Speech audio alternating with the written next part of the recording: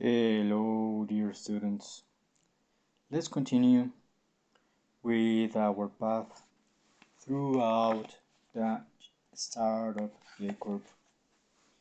Let's start with R, release.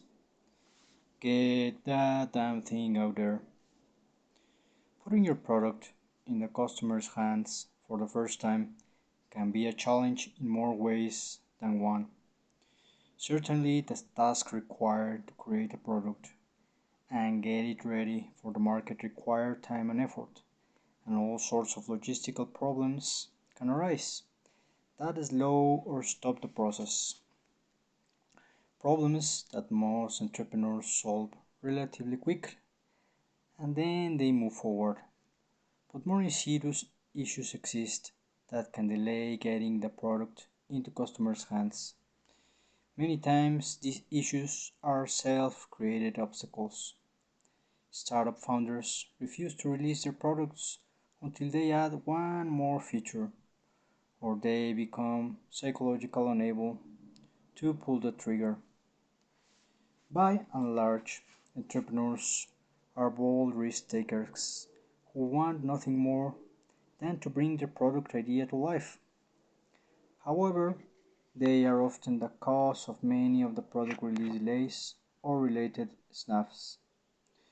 Consciously or not, they try to make the release perfect, a bad idea for a number of reasons. In this second phase, release, push yourself and your team to get your product out into the marketplace. To facilitate this push, let's look at some of the most common reasons startups struggle to release products quickly. Practical and psychological blocks. Yes, valid reasons may exist for delaying a product release. If your competition brings out an almost identical new product 1 week prior to your introduction, you may need to rethink your idea or approach. If the money you were counting on to move forward suddenly dries up, you may have to wait until you can secure a new funding source. If your product is technologically changing, you may have to put everything on hold until you get all the bugs out and can release a product that works. You can avoid many delays, however, by distinguishing legitimate reasons to wait for minor ones or ones that are largely self-created. More product release dates can be hit if the team is solid and there is discipline around the product spec. To that end, here are the practical and psychological causes for unnecessary release delays. Practical blocks. Not embracing MVP. The first goal of the first release of a product should be a minimum viable product, the MVP. The goal of an MVP is pretty simple: to test the original product hypothesis and see whether it resonates with customers. However, I often see folks treating an MVP more like the maximum value product, which has so many features, bells and whistles, that the project is tragically late to the market and collapses from its own weight. When Lee Iacocca took over the ailing Chrysler Corporation in the early 1980s, he needed to inject new life into Chrysler's car lineup. One of his ideas was to bring back the convertible, a type of a car not being offered by US companies at the time. He went to his product team and asked how long it would take to build a prototype. He was told 2 years, which was a problem, because Chrysler would be long out of business by then. So he had his engineers take a chainsaw and welding torch to the roof of a sedan. The next day he was driving around in a convertible. As he drove around, he noticed people waving to him, smiling, and generally gawking at the top-down car. That was all the market feedback he needed. He promptly put the convertible into real production, and it became a huge hit. That is the MVP, my friends. Lack of a tight product spec. Once you have given a lot of thoughts to the MVP and have simplified the concept as much as possible, communicate it clearly and stick with it. There will be a lot of temptations to add features. See feature creep below. Those attempts need to be resisted. The only thing you should be concentrating on with respect to the spec is how to make it simpler. Deciding to throw out or delay features is fine, even advisable, if these actions will help you hit the target release date. But adding features prior to initial release almost always turns out to be a bad idea. Unbridled optimism. In the technology world, about 90% of all time estimates in the release phase are unduly optimistic. In the startup world, the percentage is even higher. The miscalculation comes primarily in two forms. One, underestimating the amount of time or resources it will take to create what is envisioned. And two, failing to factor in unforeseen technical or other challenges that must be solved to complete a viable product. In the create phase, dreams are onboarded by reality, and this causes entrepreneurs to convince themselves that they will be able to build their envisioned killer product in an inordinately small amount of time. Everything will remain on budget, and no expected crisis will occur.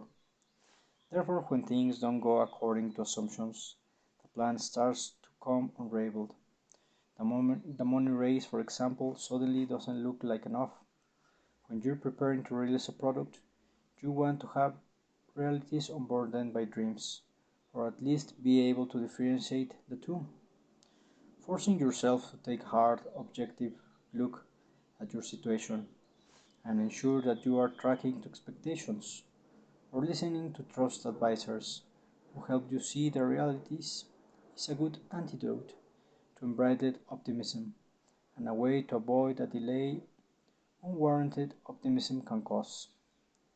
Successful entrepreneurs tend to be relatively honest with themselves, and this honesty saves a lot of valuable time. Shortage of resources. This is often a result of unbridled optimism.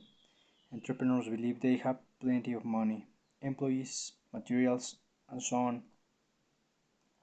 until they realize they were overly sanguine about their capacity and too grandiose in their initial product spec.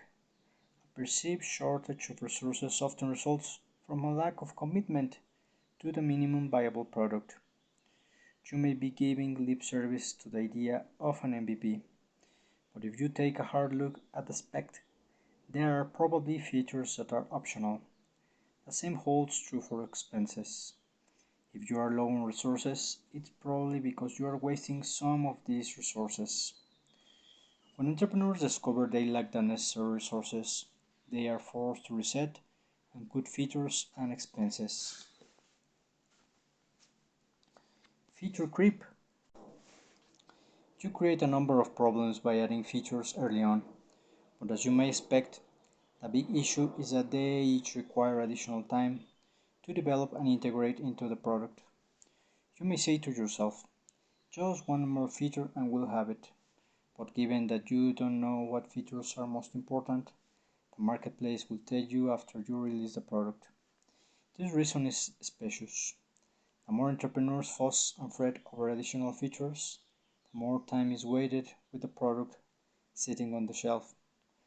Feature creep is one of the key impulses that pulls you away from a true MVP. Be vigilant for feature creep because these features really do creep in, one at a time. Individually, they sound innocuous, but collectively, they can be lethal to your startup. Lack of tight market definition. Startup founders sometimes see their market as bigger and broader than it actually is, or they see what their market might become at some point in the future and go after it early in the startup journey. As a result, they become bogged down in trying to be all things to all people, and launching a product becomes a time consuming, budget destroying undertaking. Again, going for a market that is too large can tempt you away from an MVP. The more narrow a market you can define as your initial target, the more target your solution can be. As Sam Altman wrote, it's much better to first make a product a small number of users love than a product that a large number of users like. You can see more at playbook.samaltman.com. Perfectionism. Sometimes perfectionism is just an excuse to delay a product's release, and it's a seductive one because fixing perceived or real problems feels like an essential task. But your team needs to keep things in perspective and realize that perfection isn't the goal here, but achieving a modest level of viability is. As I've emphasized, it's great to be passionate about your product and mission, but because you're dealing in a world with extremely scarce resources, you're going to be forced to make real world trade offs and be more practical than perfect. If despite all your efforts, the product date is slipping meaningfully, start throwing features overboard. The first few that you cut from the spec will usually not matter at all, and you can always add them later. A number of years ago, I was involved in a startup called Green Stack, which was designed to help people capitalize on membership discounts in a wide variety of categories. As we move forward, we waste an enormous amount of time trying to chase down all the discounts in all the categories. It was only in hindsight that we realized we should have limited the scope of our product and market to restaurant discounts. Ultimately, it was too late to capitalize on that understanding. There were other problems as well, and the venture didn't pan out. If we had narrowed our market definition at the start, however, we should have avoided all the wasted time and increased our chances of making the startup a success. Psychological blocks. Fear of being judged once a product hits the market. You will be judged. The marketplace will give you a thumbs up or thumbs down. However, it shouldn't stop you from releasing your product on a timely basis. As understandable as this fear is, move past it and recognize that judgment comes with the startup territory, and you have to develop a thick skin. The truth is that you need that judgment in order to get a read on how your product is resonating, so don't fear it, embrace it. Fear of failure, an extension of the previous factor. Failure is always a possibility. Indeed, your initial product release probably will be a failure. Get over it. You shouldn't be in the startup business if you can tolerate the possibility of things not working out. It's a certainty that your startup will experience one or more small or maybe large failures on the road to success. So you have to steel yourself for these negative events. Tinkering syndrome. Perhaps there's a reason that many scientists struggle as startup founders. The impulse to keep tinkering in the lab rather than releasing the product is a real problem. While I am all for scientific discovery and the value of tinkering, I know that too much tinkering in that context of a startup can be an unconscious delaying tactic. Tinkering may feel necessary for those of you with a lab's rat mindset, but it's a psychological crutch. Being aware of these reasons for delay is the first step to overcoming them. Once you're conscious of your tendencies, the reasons for delay to which you're vulnerable, the easier it will be to overcome them. You should also be aware of the vague rationalizations for going slowly that run through entrepreneurial minds. Specifically, some founders delay product releases because it isn't quite right yet. Others tell themselves they need to wait until they figure out how to monetize the product. In terms of the former, recognize that you don't know what right is until you've released the product and receive feedback. If the product is good enough to have a reasonable chance of success and it will test the kernel of the hypothesis you're ready to release. In terms of the latter rationalization, it's premature to focus on the business model. At that point, just focus on making a product that people love. If you have that, then it's far easier to figure out how to make money from it. So, what is a good release? Some of you may be fans of Steve Jobs and may know what he refused to release a product until he perfected it. When Apple released a product during Jobs' prime, it was often light years ahead of the competition and made a big splash when it was introduced.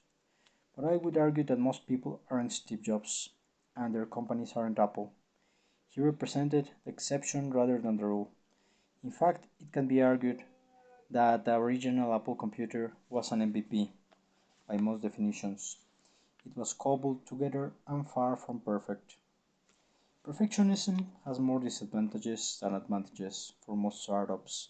Instead, embrace a release process that avoids perfectionism and procrastination and instead follows these steps. 1. Aim for a minimal viable product, the famous MVP. This may seem like an overly modest goal, but it's appropriate for the release phase. In this phase, the key is to start the customer feedback loop as quickly as possible to discover how you need to change your product so it meets customer needs better. To assess whether you have an MVP, start with a hypothesis. For instance, we will build a mousetrap that notifies you on your smartphone when the trap has caught a mouse. People will love us and pay us a lot of money for this product. You then need to ask, what is the minimum we need to do to test and validate this hypothesis? The MVP might not even involve building a mousetrap. You may simply need to create a website with a compelling description of the product, generate traffic on the site, and see how many people click through to buy, letting them know when the product will be available in response. I have seen companies bury themselves so many times, losing massive amounts of time and money, because they keep building out the product before they have proven they have something anyone cares about. They keep adding one more feature, even before they release it. The purpose of the initial product is only to prove the product hypothesis in real life, nothing more. It is an experiment. It's okay if it's a little rough. It can be rudimentary. It can be imperfect. If you are onto something special, the customers won't care. In that sense, it's almost better if the product is rough and imperfect, because it will give you a more accurate signal. 2. Release it. Once your MVP is complete, you are ready to release it into the marketplace. While some businesses, such as restaurants, benefit from making a splash with a grand opening, this approach is usually counterproductive for startups. For those who are tempted to think, if I make enough noise, people will come and buy my product, and we will be successful. Think again. In the world of startups, few huge launches result in hugely successful companies. Facebook entered the world with barely a whimper. When it went live, there was no press event and no launch party. Same with Google. I assume those founders had a couple of beers and went to bed. One of my favorite startup photographs is of Wilbur and Orville Wright at the scene of the first manned flight at Kitty Hawk, North Carolina. When you see the photograph, you can help out but to be struck by how incredibly lonely it looks. There are only 4 people there, one of whom was thankfully a photographer. The truth is that you don't necessarily want everyone to experience your new product immediately, because it probably has a long way to go before it is ready for large-scale exposure and use. It is entirely possible that it may not work. Large companies do large product launches, and this is appropriate because they have money, the platform, prior testing, and the momentum. But a startup is different, very different, and in general, startups in the early phases are going to get into trouble with when they attempt to emulate a large company. Skip the big launch and instead devote your money and time to making a product that really turns people on, so much so that they will tell their friends. 3. Focus on the initial customer acquisition.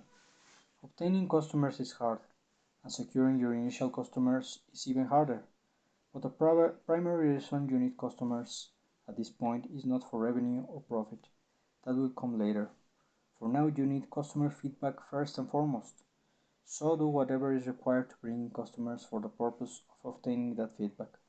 And be as creative as you need to be, because original customers aren't supposed to make the company profitable.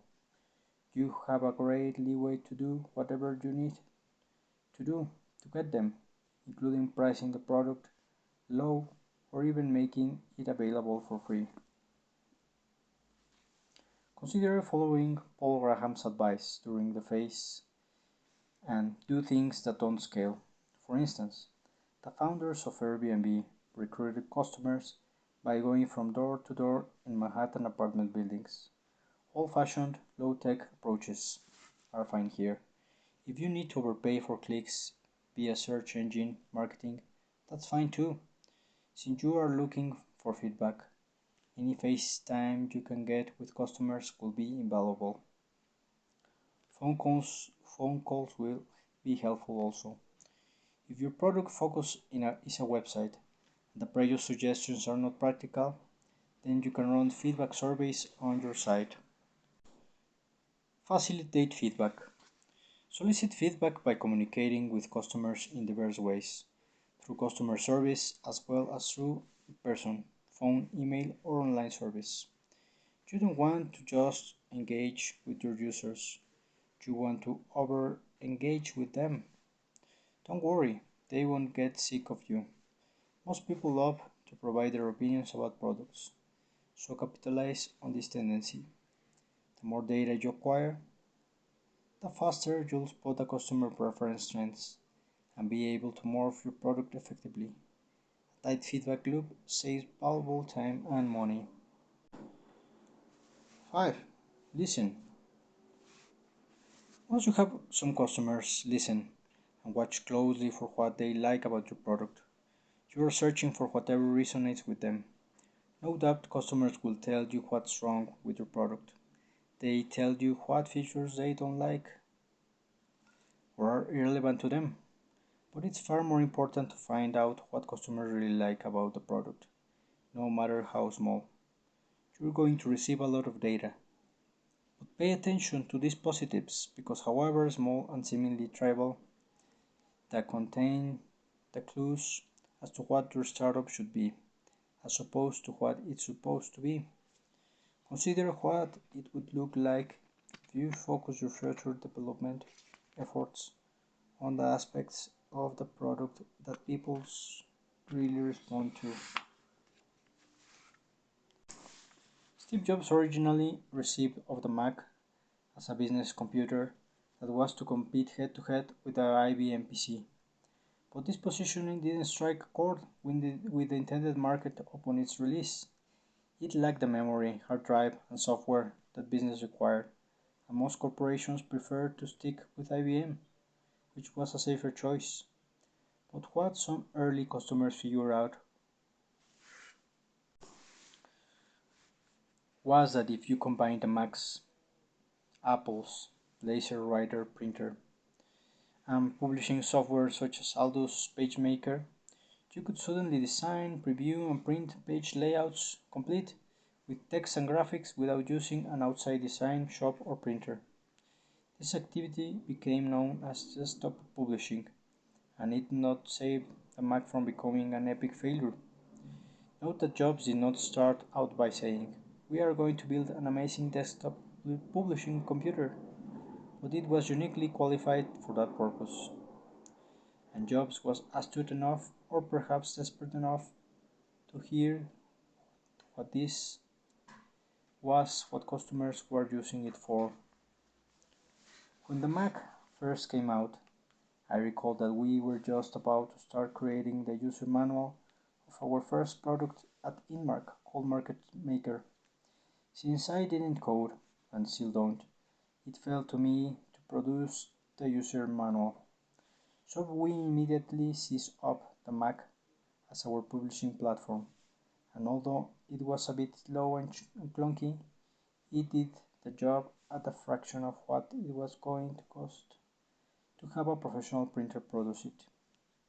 And we had all sorts of flexibility that a professional printer couldn't offer. The Mac was a complete flop in the primary market that Jobs and Apple intended it to compete, but it was a massive success in a use case that was barely anticipated. As you analyze what you hear, accept that even negative feedback can be useful. Don't try to rationalize, deny, or dismiss it.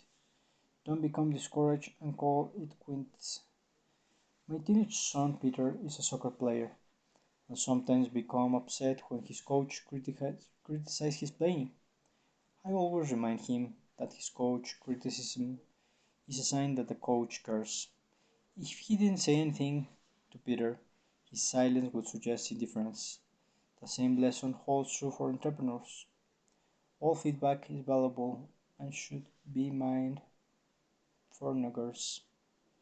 Better than you hear than your consumers hate a particular feature in the release phase than most months later when you invested a lot of time and money. If you listen closely and pay attention to what consumers care about and what they are using your product for, you can tailor your iterations astutely. 6. Keep expenses low. It's tough to raise funds during this phase and will be for a while longer, so be physically prudent. No matter how fast you iterate, it takes time to get a product right. This is true whether your feedback is a positive or negative. In the former case, don't believe you have it made and start spending like money is no longer a concern. In the latter case, don't rationalize that you have to spend money to overcome the negative and response. This is just folly. Instead, trust in your feedback and in your ability to steer you in the right production direction. The one step on the journey mindset. This isn't the make or break phase that many startup founders believe it to be. Understandably, you are tremendously excited about translating your great idea into a product and seeing how customers respond. But if you view this phase as make or break, you'll probably be broken. The odds are that customers won't greet your product with huzzah. The odds are that their reactions will be mixed at best. Recognize that this phase is one step on a longer journey. Be flexible and open-minded when the feedback starts coming in, and don't be discouraged by the negatives. You may have felt you had an epiphany with your product idea in phase 1, but this is where the real epiphany happens. You often feedback that triggers a discussion among you and your colleagues, and you discover an opportunity that you never knew existed. You come up with an interaction, or at least the direction for an interaction that you could never have come up with without releasing the original product. In addition, recognize the advantage of bringing out your product sooner rather than later. You receive information critical to your next iteration faster, which means you're that much closer to a viable money-making product. And if you have competitors, it may allow you to create this viable product before they do. Adopt a bad news is a good news approach. Your product 1.0 will probably fail, but that failure will provide the information you need to create product 1.1, 1.2, or 1.3, which will be a success. Don't get hung up on all the flaws and doubts that may have about the first version. Repeat to yourself, this is only a test. This is only a test. This is part of the process of producing a great product and becoming a great company. So relax and have fun as you move into the next phase. Morph. Creativity is not often associated with entrepreneurs, but creativity is a critical component here. Be sufficiently agile so that you can take the surprising data you receive and run with it in a new, or at least an alternative direction. This is a cognitively exciting time, a puzzle to figure out, and a chance to reshape a product based on real marketplace information rather than pie in the sky dreams. This is your business adolescence, so it's time to explore, to test limits, to experiment. With this mindset, you'll be well prepared to capitalize on the data you receive after your initial product release.